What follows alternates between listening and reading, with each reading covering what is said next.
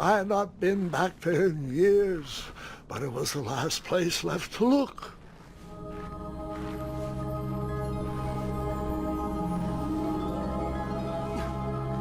Those lost wishes weren't the treasure I was after.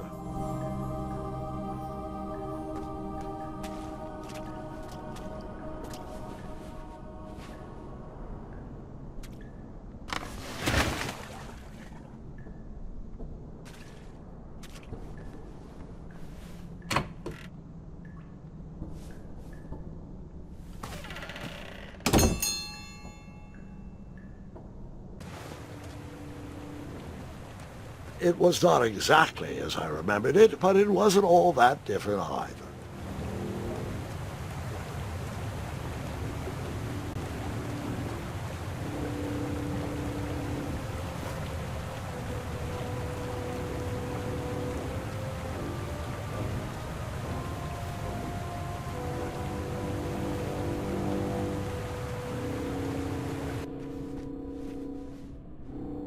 Two odd contraptions guarded the lost treasure. I would have to turn one and see what happened.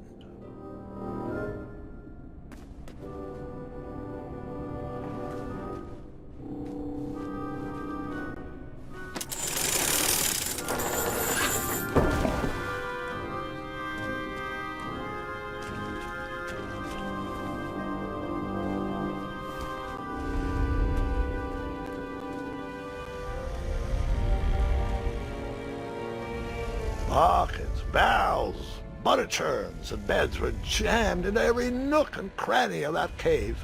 It all seemed so familiar.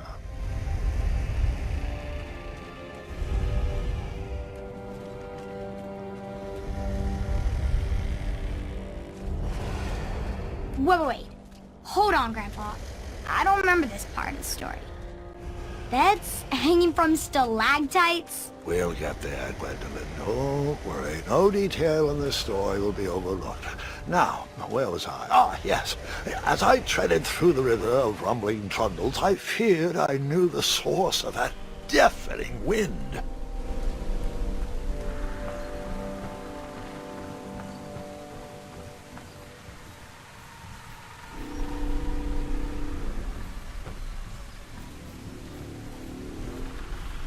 Nestled beneath a slumbering pile of teeth and claws was... Fabled mirror. Oh, so you remember this part of the story. Well, dragons are my favorite. Do you want to tell this part? Yes. King Edward sent me, the greatest knight in all of Daventry, on a quest to return his stolen mirror. A gigantic, hulking beast of a dragon was the last thing in my way to... My way, too. Add a shinier hat to my collection.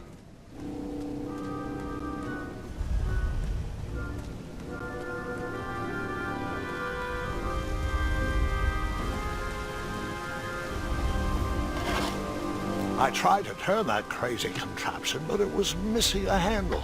Someone tampered with it, creating some silly conundrum.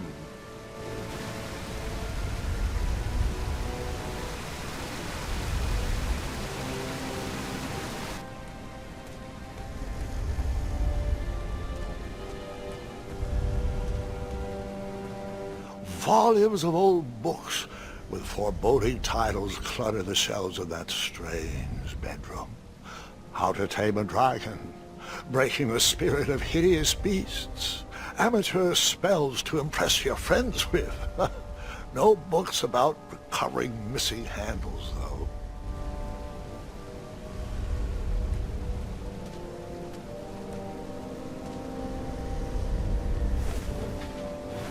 Even though the bed was very comfortable, this was no time to hide under the covers.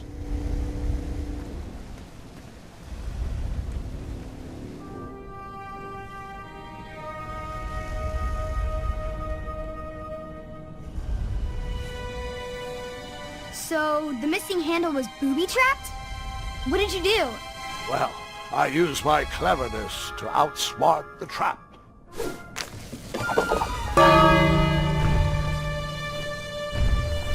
Then I used my cleverness to hide.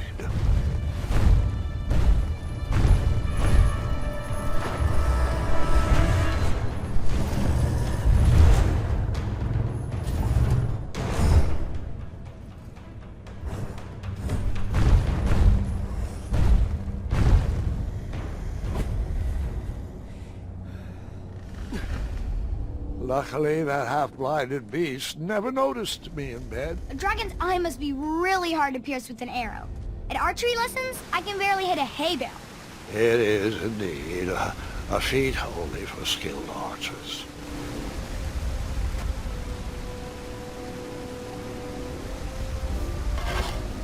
I tried to turn that crazy contraption, but it was missing a handle. Someone tampered with it, creating some silly conundrum.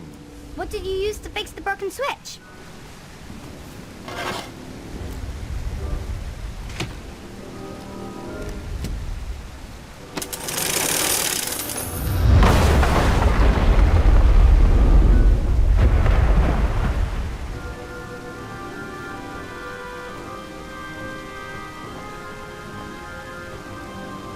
The dragon's chains were coiled around a gigantic switch mounted to the cave wall.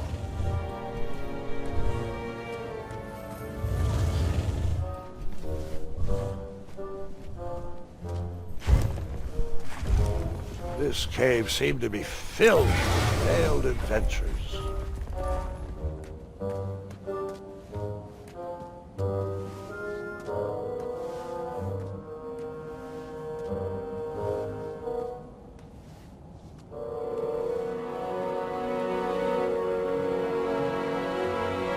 After he briefly basked in the sun, the narcoleptic dragon went back to snoring. I probably sleep all day too, if Amira was my only friend.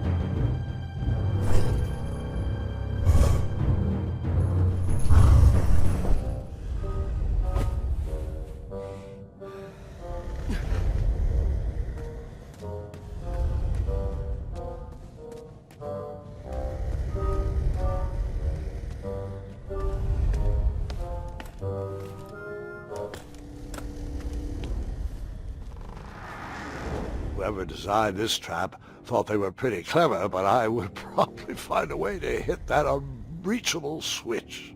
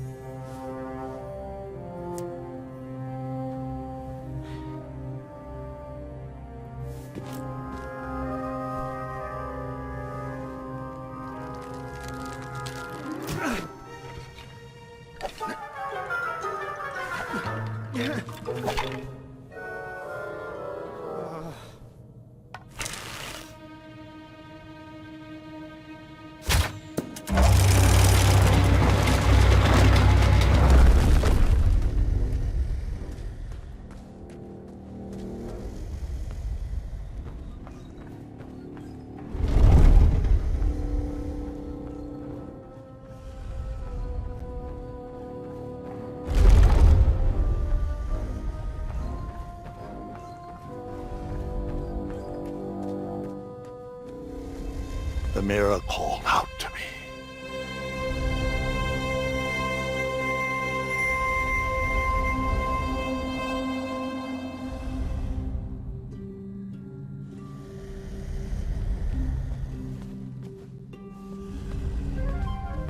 A ridiculous feeding contraption was cobbled together to keep the beast, and probably its owner, alive.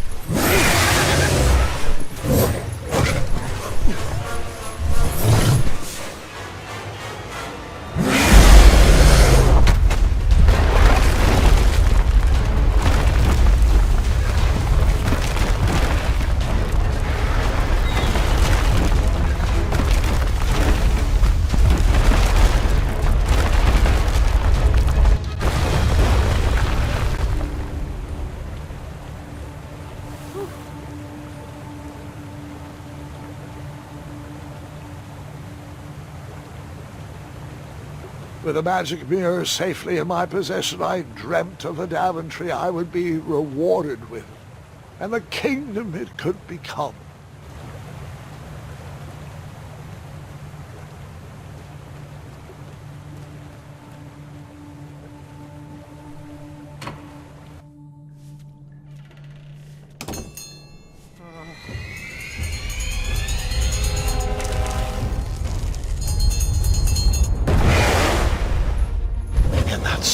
second, I had three choices in front of me. Any would clear my path to safety, and all would have rippling consequences.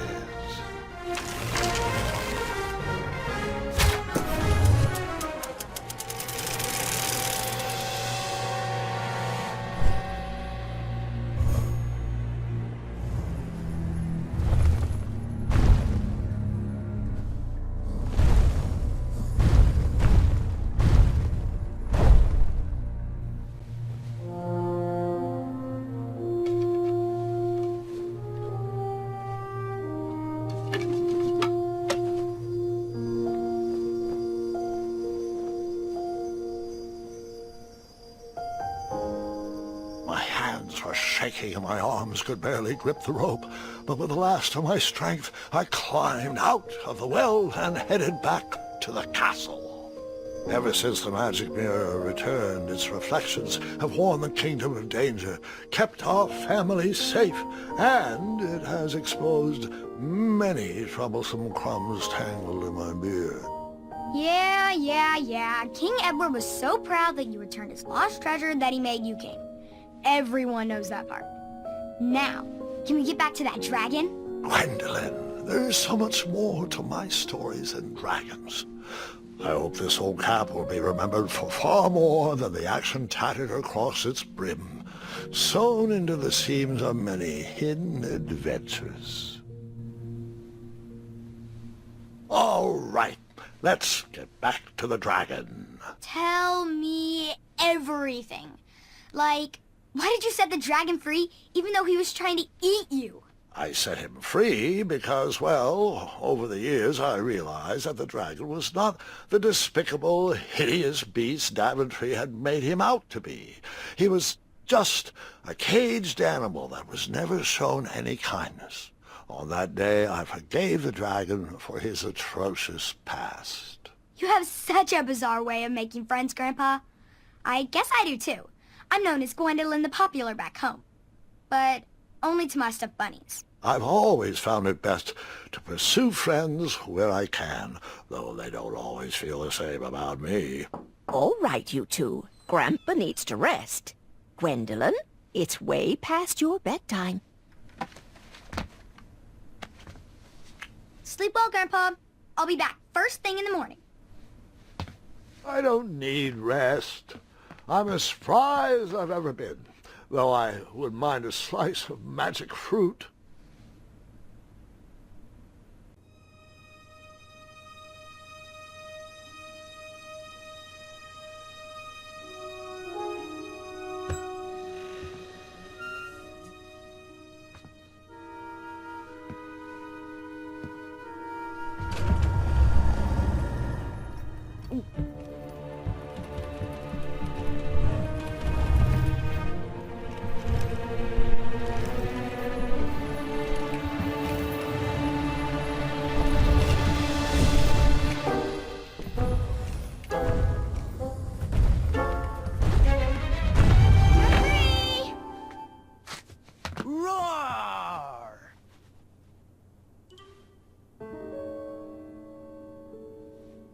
Well, hello, cousin.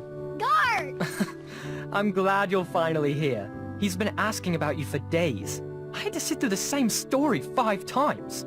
We got here as fast as we could. And I like Grandpa's stories.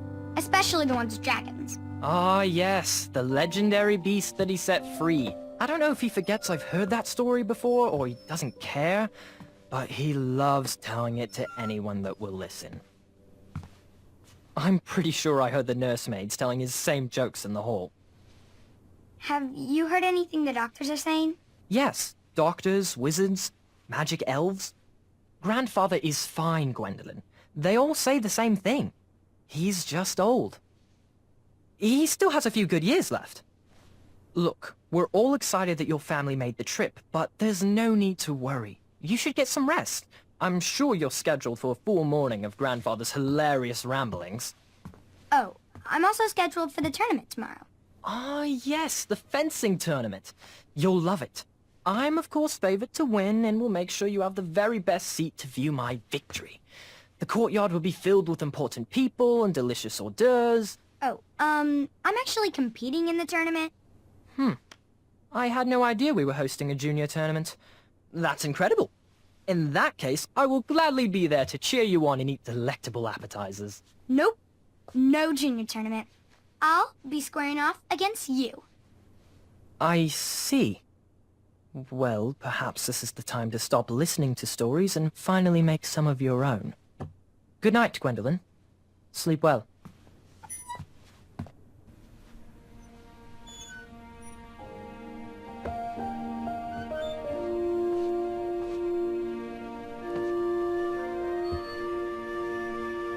Come in, Gwendolyn. You can set those on the nightstand.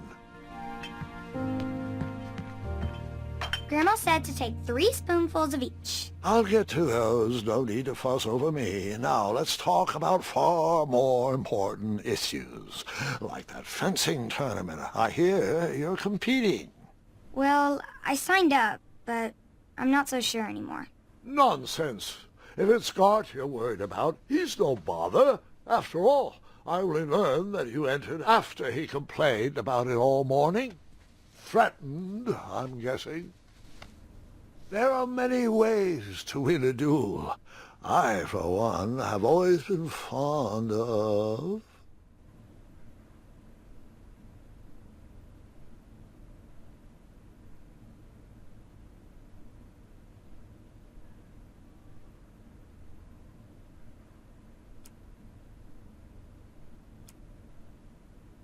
treating my opponents with respect. You'll be surprised what opens up to you. A lovely fellow once told me the fastest way to anyone's heart is through their stomach. Speaking of, that reminds me of a story, one I know you haven't heard before. When I was a much younger lad, before I was a knight, before I'd been to Daventry, and even before I had seen a dragon. It's a tale about a tournament that changed my life. It is a long story, but I shall tell it briefly. Well, Triumph, this looks as good a place as any to camp for the night. Let's rest up. We have a big day tomorrow.